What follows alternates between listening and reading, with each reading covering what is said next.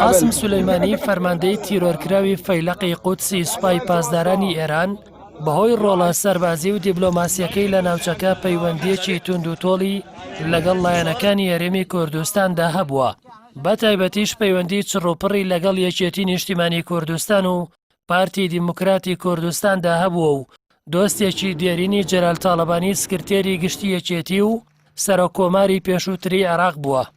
ساڵی 2014 دەستێکی نادیار ئیمەیلی نوێنەری حکوومەتی هەرێمی کوردستانی لە تاران هاک کرد و شتانێکی زۆریان لێ بڵاو کرایەوە کە نوێنەری حکوومەتی هەرێم ناچار بووە بۆ زۆر شت وەڵامی میدیا ناوخۆیی و جیهانیەکان بداتەوە. ئەوە بۆ یەکەم جار بوو بەرپرسێکی باڵای حکوومەتی هەرێم دان بە کاریگەریە ڕاستەوخۆکانی ئێران و قاسم سولەیمانی دابنێ. قاسم سولەیمانی کە پێشتر لە عێراق بە جەنەڕاڵی بێسێبەر ناوزەت کرابوو لەو ئیمەیلانەدا دەرکەوت ئەو جەنەڕاڵە قاسم سولەیمانی نییە. ئەو ئیمێلانەش زۆرترین ناوی قاسم سولەیمانی تێداهات بوو بە ناوی حاجی. بەدەر لە سەردانە بەردەوامەکانی بۆ هەرێمی کوردستان و کۆبنەوەی نهێنی لەگەڵ بەرپرسانی حیزبەکان ڕۆڵی ئاشکرا و دیاری قاسم سولەیمانی لە شەڕی مەخمور و دژ بە داعش بە یەکێک لە دیارترین دەرکەوتنەکانی سولەیمانی لە هەرێمی کوردستان دادەنرێ کە بەرپرسانی باڵای هەرێم خۆیان دانیان پێداناوە. ئاژانسی هەواڵی فارس لە راپۆرتێکدا ناوەڕۆکی پەیوەندیە تەلەفۆنیەکەی نێوان قاسم سولەیمانی و مەسعود بارزانی سەرۆکی ئەو کاتی هەرێمی کوردستانی ئاشکرا کردووە کە دەڵێت بارزانی دوای بێهیوابوونی لە وڵاتانی ئەوروپا و تورکیا بۆ هاوکاریکردن پەیوەندی بە ئێرانەوە کردووە.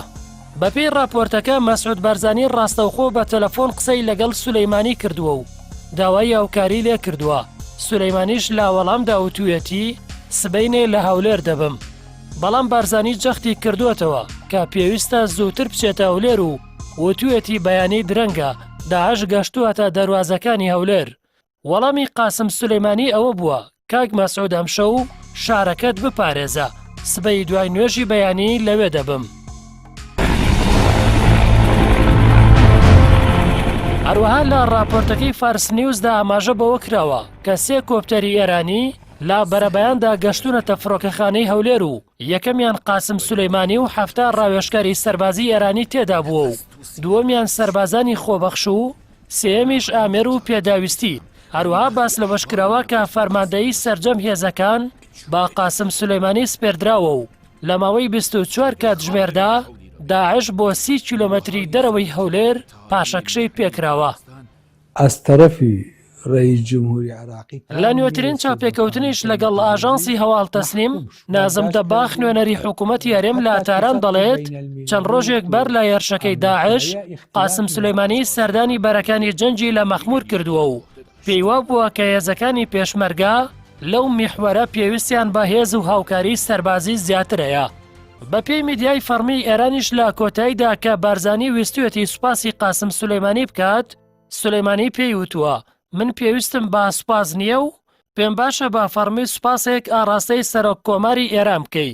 هەر بۆیەش مەسعود بارزانی لە سوپاسنامەیەکی فەرمیدا دەنووسێت کۆماری ئیسلامی ئێران بۆ جارێکی تر و لە دژوارترین بارودۆخدا فریای هەرێمی کوردستان کەوت.